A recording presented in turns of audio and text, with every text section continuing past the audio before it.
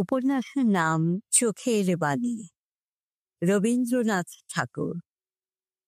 এটা একটা অমিত বাংলা সাহিত্য রেকর্ডিং। রবীন্দ্রনাথ ঠাকুরের সমস্ত গল্প, উপন্যাস, ছড়া, কবিতা, নাটকের ডিজিটাল অডিও সংস্করণ করা অমিত বাংলা সাহিত্যের ক্ষুদ্র প্রচেষ্টা। অমিত বাংলা সাহিত্যের সমস্ত কন্টেন্ট পাবলিক ডোমেনের অন্তর্ভুক্ত। আপনি নিজেও যদি এই প্রচেষ্টায় আমাদের পাশে থেকে এই প্রচেষ্টাকে এগিয়ে নিতে সাহায্য করতে চান ও নিজের পাঠ করা গল্প, কবিতার রেকর্ডিং সাবমিট করতে চান, তাহলে দয়া করে আমাদের সাথে যোগাযোগ করুন। রেকর্ডিং তারিখ 10 মার্চ 2025। কণ্ঠে জেসমিন পারভিন। চোখের বাণী, পরিচ্ছেদ 11। আশার পক্ষে সঙ্গিনীর বড় দরকার হইয়াছিল। ভালোবাসার উৎসবও কেবলমাত্র দুটি লোকের দ্বারা সম্পন্ন হয় না। সুখালাপের মিষ্টান্ন বিতরণের জন্য বাজে লোকের দরকার হয়। ক্ষুধিত হৃদয়া বিনোদিনীও নববধূর নবপ্রেমের ইতিহাস মাতালের জ্বালাময় মদের মতো কান পাতিয়া পান করিতে লাগিল। তার মস্তিষ্ক মাতিয়া শরীরে রক্ত জ্বলিয়া উঠিল। নিস্তব্ধ মধ্যাহ্নে মা যখন ঘুমাইতেছেন, দাসদাসীরা একতলার বিশ্রামশালায় অদৃশ্য মহেন্দ্র বিহারীর তাড়নায় ক্ষণকালের জন্য কলেজে গেছে এবং রৌদ্রতপ্ত নীলিমার শেষ প্রান্ত হইতে চিলের তীব্র কণ্ঠ অতি ক্ষীণ স্বরে কদাচিৎ শোনা যাইতেছে। তখন নির্জন শয়ন গৃহে নিচের বিছানায় বালিশের উপর আশা তাহার খোলা চুল ছড়াইয়া শুইত এবং বিনোদিনী বুকের নিচে বালিশ টানিয়া উপুর হইয়া শুইয়া গুনগুন গুঞ্জরিত কাহিনীর মধ্যে আবিষ্ট হইয়া রহিত। তাহার কর্ণমূল আরক্ত হইয়া উঠিত, নিঃশ্বাস বেগে প্রবাহিত হইতে থাকিত। বিনোদিনী প্রশ্ন করিয়া তুচ্ছতম কথাটি পর্যন্ত বাহির করিত, এক কথা বারবার করিয়া শুনিত।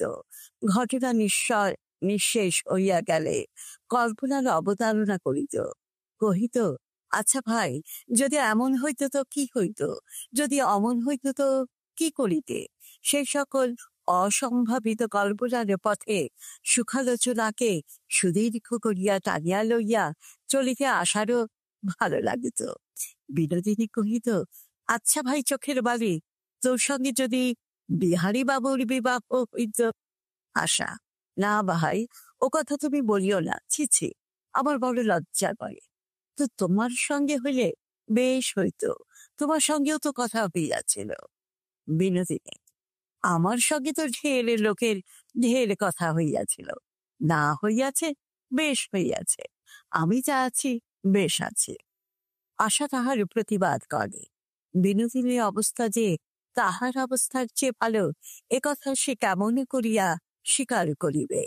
একবার মনে করিয়া দেখি ভাই বালি, যদি আমার স্বামীর সঙ্গে তোমার বিবাহ হইয়া যাইত, আর একটু হলেই তো হইত।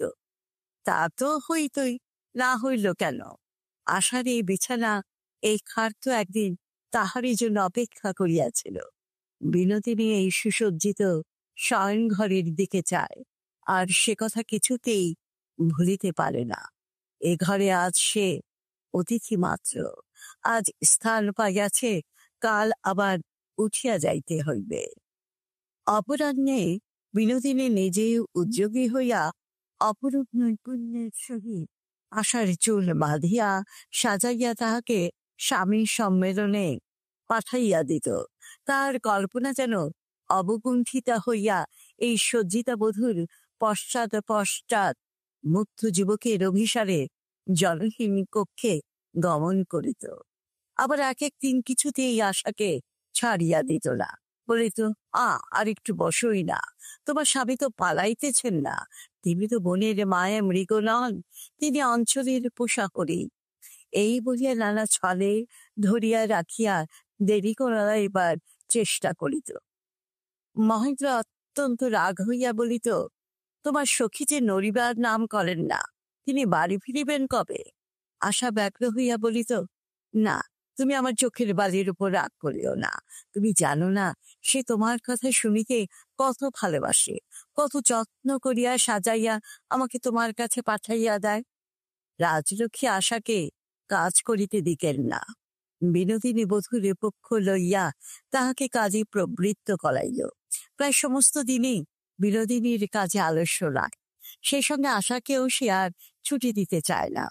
বিনোদিনী পরে পরে এমনি কাজের শৃঙ্খল বানাইতেছিল যে তাহার মধ্যে ফাঁক পাওয়া আশার পক্ষে ভারী কঠিন হইয়া উঠিল। আশার স্বামী ছাদের উপরকার শূন্য ঘরে করে বসে আক্রোশে ছটফট করিতেছে, ইহা কল্পনা করিয়া বিনোদিনী মনে মনে তীব্র কঠিন হাসি হাসিত। আশা উদ্বিগ্ন হইয়া বলিত, এবার চাই ভাই চোখের বালি, তিনি আবার রাগ করিবেন।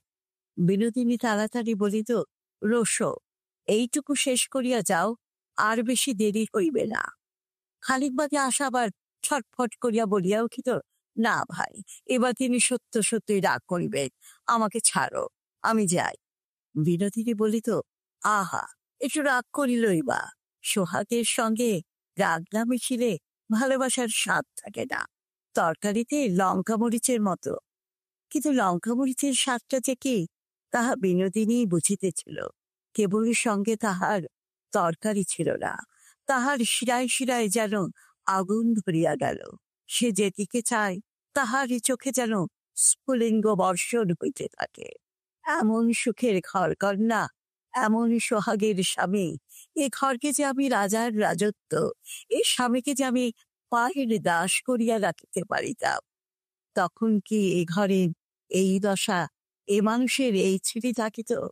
আমার জায়গায় কিনা এই কচি খুকি, এই খেলার পুতুল? আশার গলা জ্বলাইয়া, ভাই চোখের বালি, বলো না ভাই, কাল তোমাদের কি কথা হইল ভাই? আমি তোমাকে যাহা শিখাইয়া দিয়াছিলাম তাহা বলিয়াছিলে? তোমাদের ভালোবাসার কথা শুনিলে আমার ক্ষুধা তৃষ্ণা থাকে না ভাই। শেষ হলো রবীন্দ্রনাথ ঠাকুরের উপন্যাস চোখের বালির পরিচ্ছেদ 11।